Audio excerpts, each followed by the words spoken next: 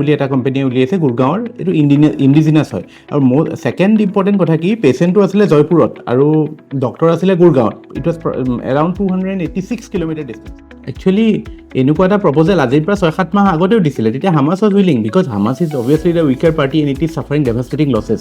47,000 মানুহ মৰিছে, তাৰে 46,000 মান হামাছৰ, মানে the overthrow of the Assad regime, weakening of Iran, weakening of Lebanon, মানে Hezbollah, and all these factors has compounded to make the Israeli leadership believe that yes, the time.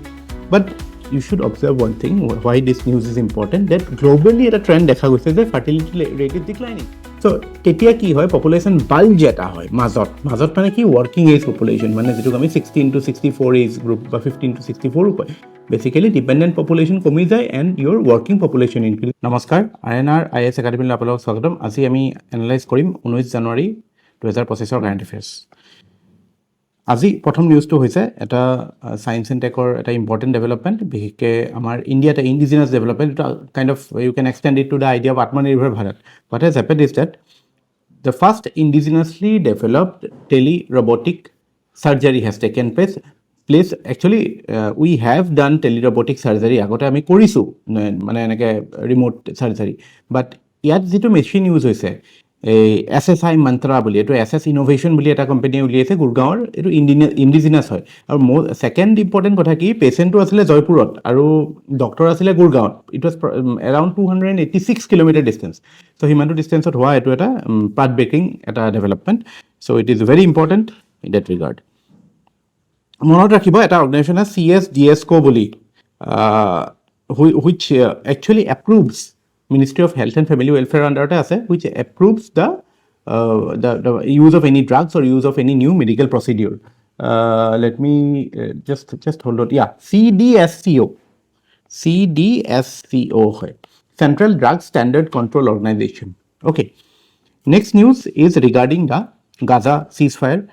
So what has happened, আজিৰ পৰা applicable হৈছে 3 phase deal হ'ব, মানে টেকনিকেলিটিজ কি যে 3টা ফেজত হ'ব। প্ৰথম ফেজত কি কৰিব, এৰাউণ্ড 45 মান হোষ্টেজ, যোনে মানে হামাছ মিলিটেন্টছৰ লগত থকা জিউছ মানে হেৰি হোষ্টেজেছ, তেওঁলোকক ৰিলিজ কৰিব।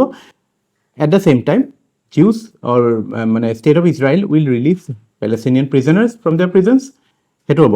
তাৰপিছত partial withdrawal from Gaza of IDF মানে যেটো Israeli defence forces, but again you should keep in mind it is partial. বিশেষকৈ চাউথৰ ফালে, চাউথ গাজাৰ ফালে, মানে ৰাফা বৰ্ডাৰ বুলি যিটো ৰাফা কৰিডৰ আছে বৰ্ডাৰিং ইজিপ্ট, তাৰ পৰাতো এতিয়া আঁতৰি নাযায়। চ' এইটো এটা ৱেট এণ্ড ৱাচ টাইপ হৈছে কথাটো। ছেকেণ্ড ফেজত কি হ'ব, ফাৰ্ডাৰ উইথড্ৰয়েল এণ্ড মানে cessation of violence and withdrawal of Israeli troops, and then third phase is the day after বুলি কৈছে। এতিয়া ছেকেণ্ড ফেজত থাৰ্ড ফেজত কি হ'ব এইটো এতিয়া ডিচাইড হোৱা নাই। এতিয়া 16 ডে অফ, মানে এইটো 45 ডেইজ হ'বতো এতিয়া এই প্ৰথম ফেজটো, তাৰপিছত এইটো নেগচিয়েশ্যন হ'ব again, mediated by countries like Qatar, Egypt and USA. So' let's hope কি the conflict ends here only, but the situation is very dicey. আৰু ইয়াতে ইণ্টাৰেষ্টিং কথা কি যে why do you think Israel has come up? Actually, এনেকুৱা এটা proposal আজিৰ পৰা 6-7 মাহ আগতেও দিছিলে, তেতিয়া Hamas was willing, because Hamas is obviously the weaker party and it is suffering devastating losses. 47,000 মানুহ মৰিছে, তাৰে 46,000 মান হামাছৰ, মানে পেলেষ্টিনিয়ান মানুহে হয়। এৰাউণ্ড 1,200 মান ইজৰাইলি জিউছ ঢুকাইছে। চ' এনেকুৱা এটা স্থলত Hamas are looking for a way out, আৰু বহুত top leadership of Hamas are killed.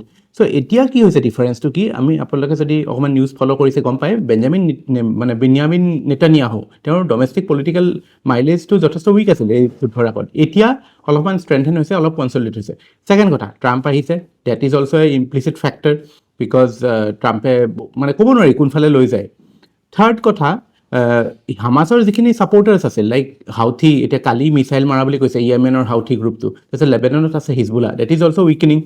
Then, most importantly, Iran is weakening, and Assad's regime, the fall of Assad regime, because it was an axis eta asil to.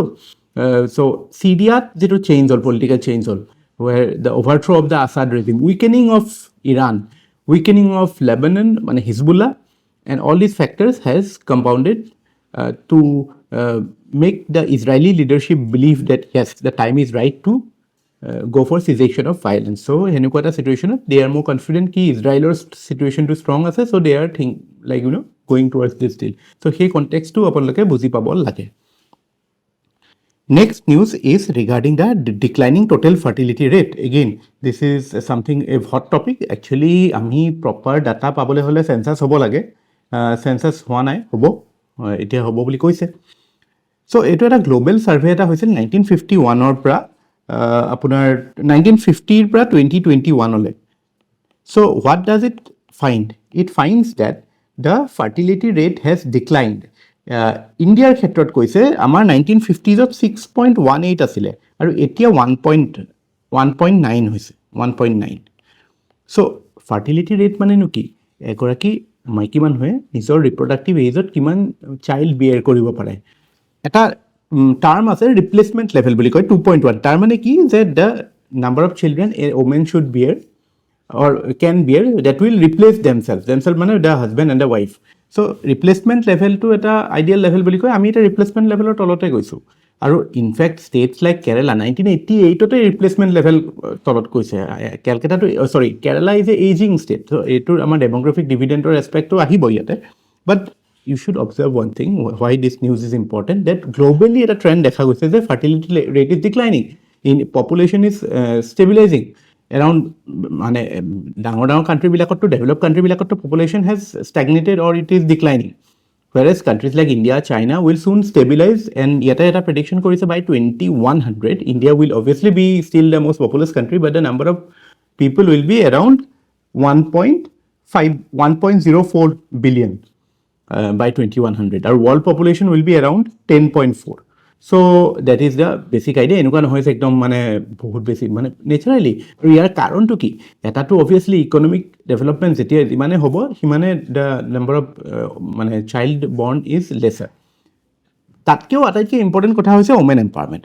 So' women empowerment, women agency যিমান বাঢ়িব সিমানে ধৰক চাকৰিমুখী হ'ব, কেৰিয়াৰমুখী হ'ব, and the number of child bearing years will come down. আজিকালি বিয়াৰ এভাৰেজ এজ কমিছে মানে বাঢ়িছে, so average age their marriages are getting delayed. So all these things are resulting in lesser number of child born. So all these are relevant. Then literacy kotha ase, and migration is also a factor. Migration hoy ite Kerala state young population are migrating out, so naturally the population new population will not come up. Next idea to হৈছে demographic dividend or related topic. কি হয় actually demographic dividend to এটা opportunity হয়. কি opportunity হয়? Generally দেশবিলাকৰ age structure to কেনেকুৱা থাকে? প্ৰথমতে এনেকুৱা থাকে যে death rate বহুত high থাকে, birth rate বহুত high থাকে, because of low level of technology, low level of healthcare, birth rate বহুত আৰু death rate বহুত. লাহে লাহে কি হয়, দেশবিলাক যেতিয়া ডেভেলপ হৈ যায় তেতিয়া ষ্ট্ৰাকচাৰটো কেনেকুৱা হয়, birth rate is law' and death rate is also' ল'. কিন্তু তাৰ মাজত ইণ্টাৰমিডিয়েট ফেজ এটা এনেকুৱা আহে যেতিয়া বাৰ্থ ৰেট ইনক্ৰিজেছ বাট ডেথ ৰেট বিকামছ ল'. চ' তেতিয়া কি হয়, পপুলেশ্যন বাল্জ এটা হয় মাজত মানে কি ৱৰ্কিং এজ পপুলেশ্যন, মানে যিটোক আমি 16 to 64 এজ গ্ৰুপ বা 15 to 64 কয়. বেচিকেলি ডিপেণ্ডেণ্ট পপুলেশ্যন কমি যায় and Euro working population increases, and এইটোতো আমি ইকনমিত জানো এজ এ মোৰ hands in the market, more productive hands in the market will result in more growth in the market or more growth in the economy, and that is an incentive. But hetu enuka nohoy je it is not automatic je young population thakile hobo. Eta supportive ecosystem create koribo lagibo, education or khetrot, health or khetrot, infrastructure or khetrot, governance or khetrot ami enuka eta ecosystem create nokorile that can become a demographic disaster. So all these things are important. So ইয়াতে এইবিলাকে job ক্ৰিয়েশ্যনৰ কথা আছে, education, skill, infrastructure এইবিলাকৰ কথা আছে.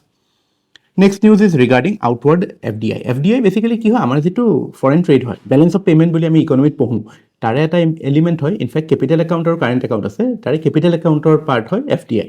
চ' basically investment. So' ইয়াতে এটা news says that outward FDI has actually increased by 17% বুলি কৈছে ইন 2024.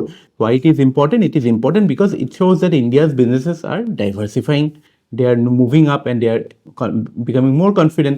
Basically, তিনটা টাইপৰ হয় বুলি কৈছে FDI. জেনেৰেলি আমি ইকুইটি ইনভেষ্ট কৰোঁ, লোনছ দিওঁ ডাঙৰ কোম্পানীবিলাকত, বা আমি গ্যাৰেণ্টিজ দিওঁ কোম্পানীজবিলাকে গেৰেণ্টিজ দিয়ে চ' সেইটোৰ ফালৰ পৰা ধৰক আমি এতিয়া প্লেণ্ট এণ্ড মেচিনাৰী এক্সপৰ্ট কৰিলোঁ বা গুডছ এণ্ড ছাৰ্ভিচেছ এক্সপৰ্ট কৰিলোঁ সেইটো হিচাপত আৰু তাৰপিছত আমাৰ ইয়ালৈ dividend royalty income technical know' how fees এইবিলাক আহে so' it's a good thing for the whole balance of payment scenario' for India that outward FDI is increasing FDI আৰু FIIৰ মাজত ডিফাৰেঞ্চটো I hope you know' FDI মানে হৈছে investment again এতিয়া ইণ্ডিয়াৰ ক্ষেত্ৰত আমি দুইটাৰ মাজত ডিষ্টিংশ্যনটো একদম প্লেইন এণ্ড চিম্পল যদি কোনোবা বাহিৰৰ কোম্পানীয়ে ইণ্ডিয়াত ইনভেষ্ট কৰিছে beyond 10% in equity of that company then that is considered FDI আৰু তাতকৈ তলত হ'লে it is FII foreign institutional investors next এটা এৱাৰ্ডছ পাইছে আনচুনী চিখে এজন পুলিচ অফিচাৰ হয় ডক্টৰ পাৰ্থ সাৰথী মহন্ত তেওঁৰ short film Jaipur International Film Festival, it has got an award for short film. Seema Biswas has acted in his short film. This news is important. Why it is important? Because ekhon nodi ase Manu buli kot ase in the boundary between Tripura and Bangladesh. So ki hoise এখন Indira Mujib agreement আছিল আপোনাৰ আমাৰ বাংলাদেশ আৰু ইণ্ডিয়াৰ মাজত in 1972 মানে after the formation of Bangladesh তাতে কি ডিচাইড হৈছিল যে across near our borders any construction within a particular range মানে জিৰ' লাইন বুলি কয়তো চ' তাতে সেইটো ইউনিলেটাৰেলি কোনেও নকৰে বাট আমি দেখা পাইছোঁ বাংলাদেশৰ একশ্যন হেজ বিন কুৱাইট কুৱেশ্যনেবল এতিয়া ধৰক মিলিটেণ্টছবিলাকৰ কাইণ্ড অফ এতিয়া এনেকুৱা হৈছে আজি এইটোও হাইলাইট হৈছে যে পৰেশ বৰুৱাৰ এতিয়া এইটো পেনাল্টি আৰু কমাই আনিছে তাৰমানে you are encouraging militants to be bred there so' সেইটো এটা এছপেক্ট হয় accommodating countries like China and Pakistan all those things are there তাৰপিছত ABTৰ কথা কৈছোঁ আনচাৰুল বাংলা যিটো that group which is active in Bangladesh West Bengal and Assam so' all these things point towards a dangerous security situation with Bangladesh আৰু এইটোতো আমাৰ কিছুমান মানে ইউ কেন চে